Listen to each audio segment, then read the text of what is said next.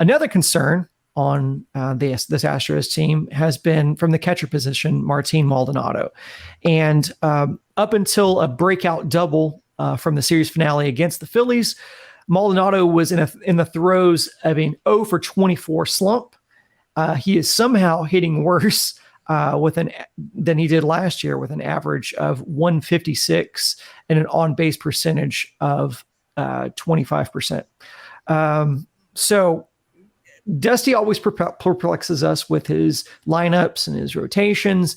He had a quote yesterday, and I want to read it. So I'm going to read it off my phone here. I don't have a graphic for it, but when asked about Maldi and his playing time, he says, these guys, talking about the pitchers, they love throwing to Maldi. That's the most important combination there is on the field, your catcher and your pitcher. Plus, it's been difficult because we've had every 6th day off. We've had every Thursday off, and you can't really say you're tired at this point. We'll get him in there, speaking to Diaz. Just wait until a couple weeks from now when we start all those consecutive games. I try to get him in there when I can. It's been difficult to get Salazar in there as well. They'll all play on this team. It's kind of a perplexing thought that you're as equally concerned about Diaz not getting opportunity as you are Salazar, considering that Diaz is probably a future piece, or you hope is a future piece on this team. So there was Charlie, I don't know if you saw this, there was a tweet from the Astros account that got deleted, I believe it was about a week ago back, where after there was a victory when Yainer Diaz started, it noted that the Astros were undefeated 6-0 with Yainer Diaz starting behind the plate. The tweet got deleted. Now, I don't know whether that was because, maybe it was based on starts and they didn't clarify it, because I guess he's been in 7 games, but he's, I guess, started 6. They've won 6. At least they had at the time of that graphic. So I guess I'm starting to, are you surprised, first of all, that we're not seeing more of Yainer Diaz, especially in light of the mighty struggles of Martin Maldonado?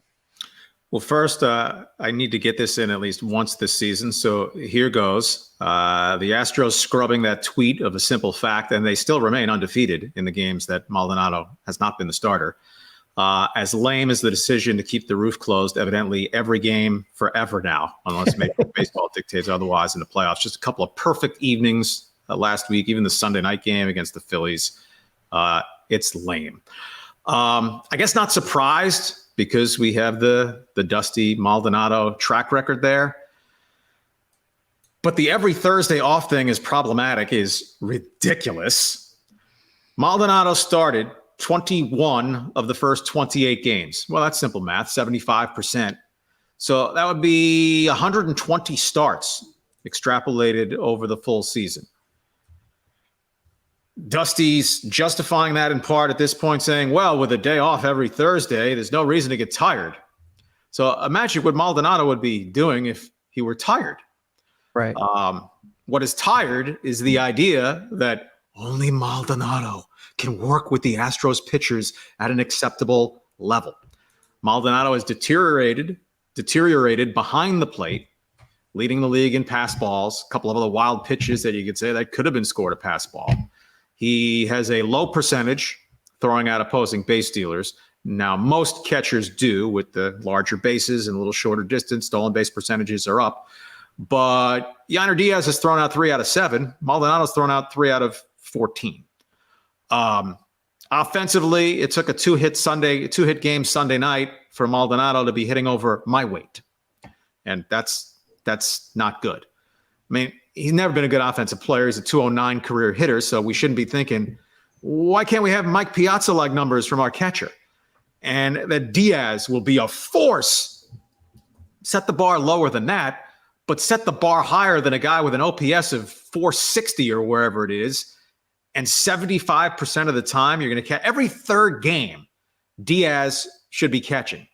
I would almost like to see a very, very minor ankle tweak or something for Maldonado, where Diaz got a week of run, where he got settled in with regular playing time and the routine of preparation and knowing you're going to get 3-4 plate appearances every day for a week and see what he does with it. And that shouldn't be the final judgment on whether Yainer Diaz is a prospect.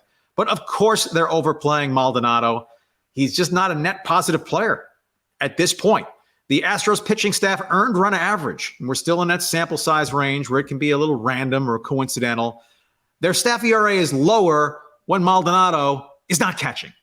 Now, I'm not saying Maldonado has gone catching senile and he's a problem back there, but that, oh, geez, the Astros are putting themselves behind the 8-ball if they have anyone but the savant, the genius, catching Yoda behind the plate. It's just not true. I want to preface this by saying I'm a big fan of Martin Maldonado, the person.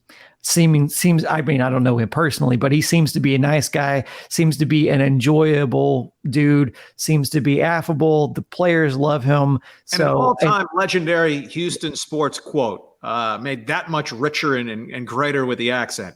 They want Houston, they got Houston. That's going to live forever here. And no one goes on forever, whether it's Father Time or just performance falls off the table. And, you can't be living in the past, man. Yeah. And I think one of the greatest probably memes that came out of that run, I think it was last year, where Martin's like lounging. I think he's at second base and he's just kind of lounging there. And I've seen like some people make shirts out of it. Like Maldi's hilarious from that level. I'm glad they brought him back. I'm glad that his contract vested.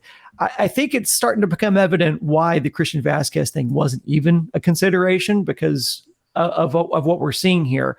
And it's so weird that he has this much loyalty towards one person. I guess that's good. And I know there is a difference between hitting and pitching, but earlier in the season, when there were questions about Jake Myers getting opportunities over McCormick, when McCormick was hitting so well, and he continued to put everybody. He said, well, you got to put everybody in because, you never know when you're going to need those guys. And so you want to get everybody an opportunity, because if you need to rely on them later, then you're going to want to have them have confidence. And so playing them gives them confidence. He seems to be applying that to everywhere except for Yainer Diaz, because if something happens to Maldi, like what you said, like where he goes down with an injury and you're going to need Diaz on a day-to-day basis, you're not instilling confidence in him right now. Like you're bringing up Rylan Bannon to hit DH for you right now, as opposed to just having, Diaz hit in the DH role for you. And, it's one thing to do that on days in which Diaz is catching, but you're carrying 3 catchers on this roster. So it is mightily perplexing. I've said perplexing like 18 times, but that's the best way I can describe it. It is puzzling that Diaz cannot buy an at-bat with this team. I just don't really know. And again, like I'm wondering, how does that apply when you're talking about you need to instill confidence? And hey, and to Dusty's credit, that opportunity that he gave to Myers is paying off, because Myers is starting to slowly become that guy that we saw pre-injury, that pre-shoulder injury. He's becoming a guy who is putting together good at-bats. And we saw him hit, that homer at the series finale against the Phillies. So kudos to Dusty, and from that standpoint, that he's spreading around the wealth. You wouldn't know what you had in Jolks if you weren't giving him opportunities, and he's continues to run him out there. But I do wonder why we're not seeing the wealth get spread around with Yainer Diaz. I think that Dusty answered it honestly. I don't think he was skirting the question. I just think we disagree with his outlook on it, that he, I think, is overly valuing what Maldonado means defensively and as a hand holder to the pitchers. Right? Diaz caught a couple of Hunter Brown starts, right? The one wet behind the ear guys in major league terms in the rotation. And Hunter Brown held up okay. And I'm unaware of him thinking, boy, I'd be so much better if they get that Diaz guy out of there and let me throw to Maldonado. And after that, they're all veteran guys who aren't going to wet their pants. Oh, no, Yainer's back there. And they're certainly not thinking, oh, boy, if I bounce a curveball, there's not Maldi to stop it, because he doesn't stop him the way that he used to anyway. I Offensively, right, their margin of error is reduced some. Right? We're talking about the number 9 hitter, so no one should be pining for a guy who can hit 275 with 20 homers. But maybe Yainer Diaz would be that guy, and if so, he would wind up hitting 9th on a regular basis. But when you've had Dubon in for Altuve, and you've mixed and matched in for Brantley, and Abreu has been a human tombstone, batting cleanup much more often than not, though at least Dusty dropped him down to 6 finally in the Saturday game. If you're just throwing away a spot with a AAA player offensively, when you have a clear alternative worthy of a shot with the pedigree throughout his whole minor league career, I just feel like you're kicking him in the head a little bit, giving him basically on average 1 plate appearance per game through the first month and change of the season. Hey, thanks for watching. To see the other parts of this conversation, be sure to subscribe to this channel and turn on notifications so you'll know when those videos drop, or you can check back later under the Stone Cold Stros playlist. To hear the full, uninterrupted show, follow Stone Cold Stros wherever you get your podcasts. Go Stros.